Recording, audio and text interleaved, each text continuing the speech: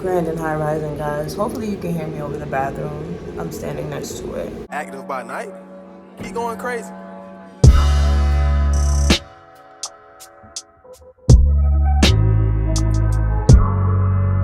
It's about, I want to say like 7:45, 8 o'clock. I had to start recording because like I told you guys in my new YouTube attack that I'm going to start doing witchy vlogs. This is the first of many. And before I leave, I'm going to blow some cinnamon into my door, my doorway, to bring in money this month, like to make sure I'm very prosperous. Another thing is I woke up out of my sleep and I had a very interesting dream. One reason why I said it was a very interesting dream is because my friend kind of had like a similar dream. It's not similar. Hers was very scary. Mine's was kind of, the word that keeps popping in my head is enlightening, and I'm like, how the fuck is that enlightening? Tip number 1 to my baby witches: always write your dreams down. Keep like a dream book or put it in your grimoire. I have been, sometimes if the dream is weird and I can't remember, or I have bits and pieces, I'll write it down so I could try to put the bits and pieces together so I could figure out what was the message that was trying to be passed out. In this case, I woke up, right? And I was just looking around because the dream was so weird that I'm trying to like still uncover it or whatever. I didn't meditate last night. Last night I just, kind of fell asleep. I was tired after editing and like eating. I ate and then I watched a little bit of Charmed and went to sleep. But then I started to realize, maybe it was because, I'm watching Charmed and I had a weird dream. Because you guys know sometimes when you have a weird dream, your psyche kind of, creates that dream. In the dream, I felt happy in the first time because what I'm assuming is that what I saw was a spirit of one of the Loa. I'm assuming it's one of the Loa because when I look back at hoodoo and in my solitary witchcraft, none of these deities match the face that I saw. And she was so pretty. She was so dark-skinned. I'm just like, The fact that she came to me like that, I was like, But it was not just me. It was like I was in a place that I was used to. And I feel like we were getting ready for the Loa to come, or we were probably having a party for the Loa, which I'm used to because as a kid, we used to go to a lot of parties for the Loa. The adults used to throw a lot of those parties. I just can't for the life of me figure out what Loa, is. The only Loa I know that's dark-skinned like that is Danto. And she was huge, if that was her. I think about it. The funny thing is, once I said Danto, something in my bathroom, I don't know if you guys heard it, something in my bathroom fell. I thought it was Potato, but she's sitting right there. You guys hear her. It might have been her. You know what's crazy, though? Because I was watching, there's a YouTuber on here. He's like up and coming. King Brujo. I watch him because he's very interesting and he knows his shit with Haitian voodoo. If you guys are used to me commenting on your videos or anything, you see me commenting on TikTok, anything is either Aibobo or Bilolo for me. Doesn't matter what lie you talking about, we're on the same fucking page. Konsamabzu. My people know. Always the same. It's like, it's always the same, when I comment. I guess this man thought he was gatekeeping. He thought he was going to try to come for me or whatever. Haitians' problems is that they always think that they're correct in whatever they say. Everything that they do, they think they're correct. The problem with certain Haitians, and I'm going to say old school Haitians and Haitians that are fresh off the fucking boat, okay? my aunt did warn me that once you start being public with the voodoo, there's gonna be all kinds of motherfuckers coming. And that's why she didn't want to reveal her face because of shit like this. So he started to he was like, oh, you're Haitian and you're saying Bilolona la singing video, blah, blah, blah. Now, for me, I'm like, I don't give a fuck what I'm talking about. The concept is all the same. Lassie and Bao Samzi fucking Dambala. Fuck you. So not for nothing. The feistiest spirit that walks with me is Freda. Yes. Don't come if I didn't send for you. So I got in his ass. Yes, I did. And from what another person is telling me, she's from Haiti as well. I follow her on TikTok. She practices to the T. And I love her content. So basically every Haitian thinks that Danto and Freda doesn't get along, down to the point to where my aunt and my family even brought that down to us. But, okay, it made me feel at ease when she was saying that, Freda and Danto really don't have beef. If you walk with Freda, you walk with Danto. I understood, but then I didn't really take it into account until last night when I saw that face. And it came, guys, when I tell you, it came from the clouds. From the clouds. And she was happy. And it made me feel happy. I wasn't scared to see a big face on the balcony. We were all touching her face.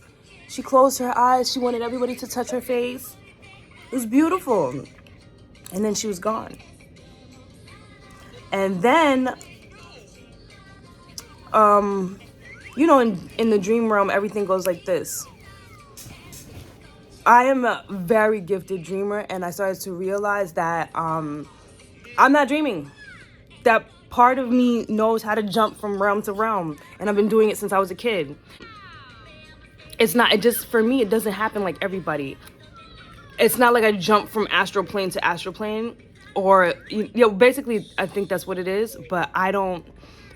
It's like how everybody who astral projects can see themselves sleeping and all this other. It's not like that for Haitians. It's very different, and it's true. It's not like that. Since I was a kid, dreaming like this was easy, and I was always able to go back into my dream and go right to where I was. Always, since I was a kid. I didn't wake up. It just completely jumped from that part where she came from the sky to another part. To where this time it was like in the sky, and the whole big, I don't know if it was a creature, but it was like so big, and it was like this big. It looks like, not for nothing, I'm not gonna say creature. You guys know, if you have kids, the kids watch Huggy Wuggy and all that, and there's like animatronics and all that. So one of them actually kind of looked like a little puppet, but it was not little. It was huge, and it was in the sky. And you could see it, and its eyes was closed as well. But then in 2 seconds, it opened up its eyes and it looked. And it did not look anywhere, but it looked inside of the place where I was at. And part of me felt like it was looking into me, like it looked at me. And then I saw thunder and lightning. But we, in the inside of where I was meeting, was not afraid. It was the people that were outside that were terrified. And the fact that people outside could see it, I was like, because normally, the invisible realm, you have to be very, very, very, skilled. You have to be very, you're basically serving them well to the point where they come to you all the time. Or all of them that walk with your family come at once. That's happened to me a few times. But this time, to have two come in two different forms, and then part of me feels like Giveōn came to my friend, but the way Giveōn came, it was kind of like to take her. So I'm going to write this all down, and I saved the notes that she sent me, because, you know, if you have iPhone, you get voice notes. I saved the notes she gave me so I can keep listening to it over and over and over again. Because the way she described it, the first thought that came to mind was Bao Sanzi. It's hard for me to be afraid of Bao because Bao walks with a lot of members of my family. And he definitely protects the children in this family. The way that dream happened was like, you know, you ever looked at your friend like, ooh, we gonna get down to the bottom of that. But my dream, it was like it was weird because the second face that I saw, I was a little bit frightened. Like a little, whew. I even woke up with a little, but I don't know if that was because, a lot of the times the spirits will not, it's true, they won't appear to you if you are afraid, if you're scared. As a kid, I used to see them a lot and I was scared shitless. So scared that I inadvertently turned off that part of my gifts because I couldn't take it. It's too much. It's creepy. What are you gonna do? You can't hurt me anymore! Lenny, you're a terrible husband, Lenny! Look what you made me do! Lenny!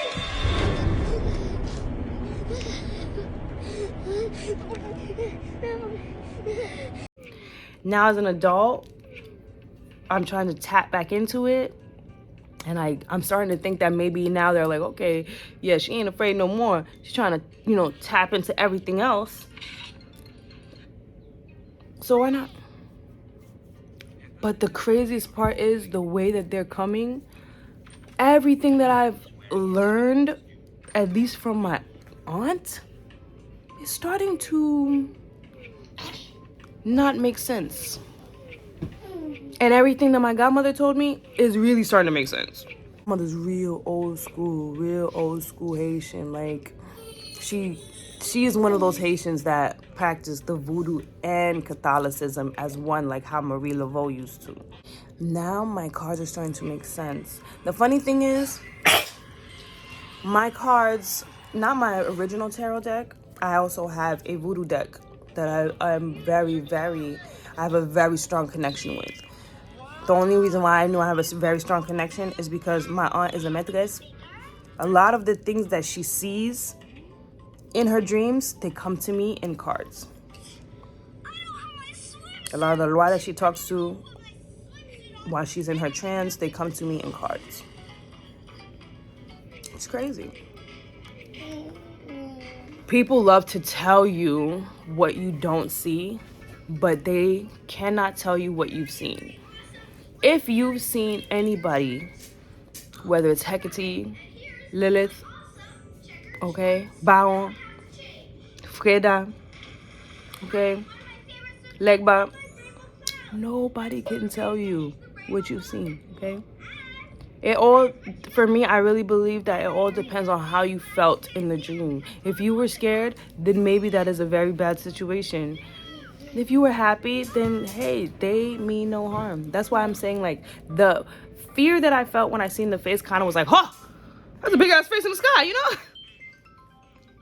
And it wasn't that reaction when I saw the woman, but it was that reaction when I seen that, like, puppet animatronic kind of thing. Cause not for nothing, when Nico watches it on his phone, it freaks me out. So to see a giant one in the clouds, guys, that's gonna freak me out. Yeah.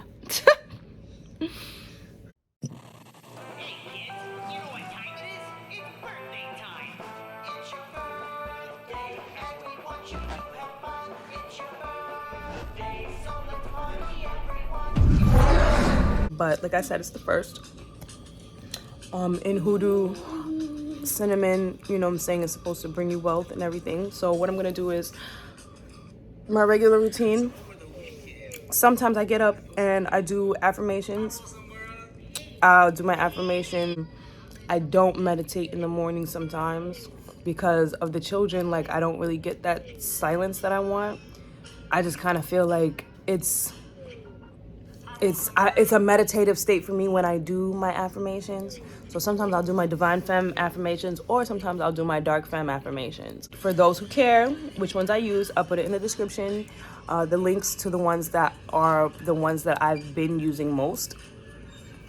There's like maybe 2 or 3 women that I listen to all the time that definitely helped me go through my day. And then I'm gonna get ready to go and do my day. Most people don't share their practice, and I understand the privacy. I will not share like certain things that I feel.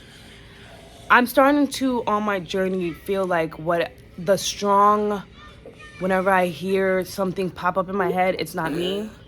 I'm trying to feel like that because it's like random, like earlier. So whenever I feel like I'm not supposed to, I will not. But with my solitary practice, I will like always share what I'm doing, because we're in the same boat. You know what I'm saying? We're all trying to learn, and we're all new to witchcraft. So from one baby witch to another, blessed be my sisters. I hope you have an amazing journey. I hope watching me helps you. And my kid's trying to steal breast milk. I hope watching me helps you. I hope these videos are informative, and I hope it's not boring. I have to go to a botanica. There's a lot of things that I share with you guys here on this channel. You're gonna notice that, you know, is my personal. Like I said, I'm on a journey right now. It's a real one. Please, first, let me say this. I would do my research if you don't have any black lineage before you practice hoodoo. I don't know how true it is that you can only be black to do hoodoo, but it seems to be very true. Don't. If you don't know, you know what I'm saying? Just don't. For my hoodoo people, because I'm also showing, you know, for my new hoodoo babies, okay? In hoodoo, according to Hoodoo Delish, if y'all don't follow her, I love her, you can use your tarot cards to enhance a spell. Yes, you can, baby. So what I'm gonna do, one second, honey. So what I'm gonna do is I'm going to use my justice card with said candle. I have a candle here, but it's a candle for my ancestors of conjure. I notice I don't practice regular conjure. I'm into the old school backwoods Appalachian conjure. You know what I'm saying? That was what has been calling to me when I started my journey. That's what I got them the candle for. I'll show you guys in a second. I bought them a wine glass, and I'm gonna put water for them in there. I love red wine, so I'm assuming that that's something that was passed down to me from my ancestors. I'm going to, you know, give them wine. The only reason why I haven't, what I was gonna do was over here in this corner, that's the east for me. Just gonna move that whole bureau and give them altar.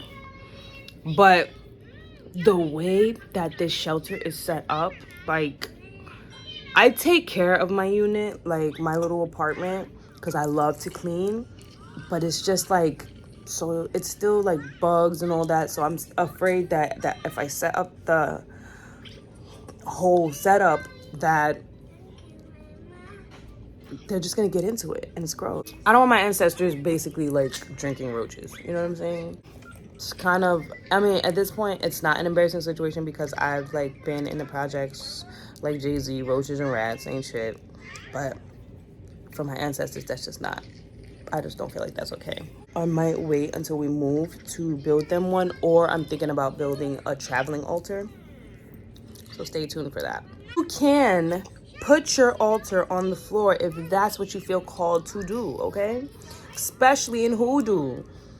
Because do you think the slaves had a table to put their altar on? Some of them didn't even have beds. Okay? Do what you feel like you have to do. This is your practice and is unique to you. Okay?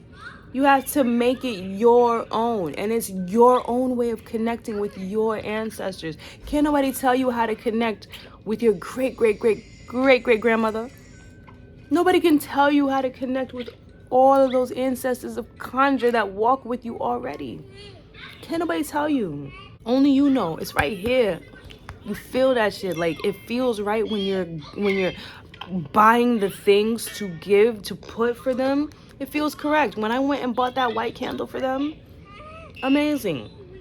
And in my mind, I feel like that white candle, so you guys, you guys see me. Hey, what's up? Ready to talk to you guys now, Every morning I get up, I say good morning to them. You know what I'm saying? I say good morning. I even say good morning to the plant spirits because I am a hedge witch, I talk to my plants. They're alive. They drink. They talk. Sometimes they even, give me little signs. As crazy as it sounds. Plant magic is real. Don't sleep.